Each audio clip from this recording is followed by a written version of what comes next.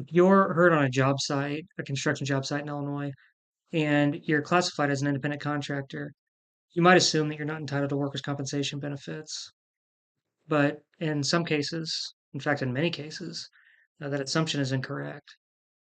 My name is Zach Anderson, a co-owner at 217 Law and an attorney. In my legal practice, I really enjoy helping construction workers across central Illinois who get hurt on construction sites. I'm a former construction worker myself, and so I take a lot of pride in that line of work.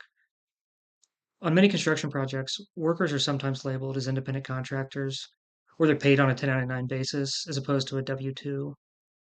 But the label that a company picks or uses isn't always what determines whether workers' compensation applies. Under Illinois law, the question really as to whether somebody's an independent contractor or an employee is how the working relationship between the company and that person actually functions.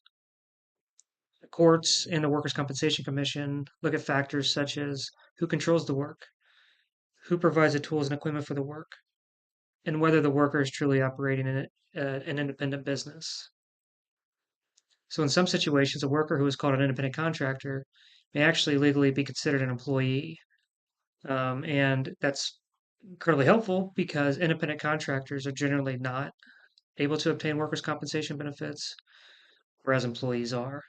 And so, if somebody is misclassified, and the Workers' Compensation Commission or a court later rules that that worker is actually an employee, then that worker will be entitled to certain benefits under the Workers' Compensation Act.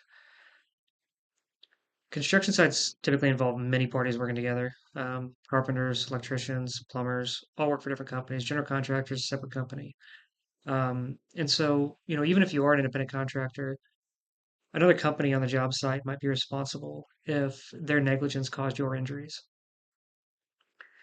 For example, in some cases, I've had a case where a crane operator injured a worker, and so that injured worker had a workers' compensation claim against their own employer's insurance policy, while also being able to pursue a third-party claim against the negligent crane operator and the crane operator's company. Because of these laws, construction injury cases, especially those involving independent contractors, can be very complex.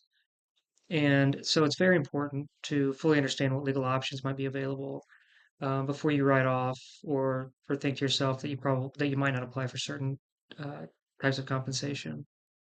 So if you were hurt on a construction site in central Illinois and you have any questions about your legal rights, please feel free to reach out. Like I said, I'm a former construction worker. I know how I speak the language. I know how dangerous sites are. I understand what companies do when they misclassify um, employees. So I'd be happy to talk to you if you have any issues.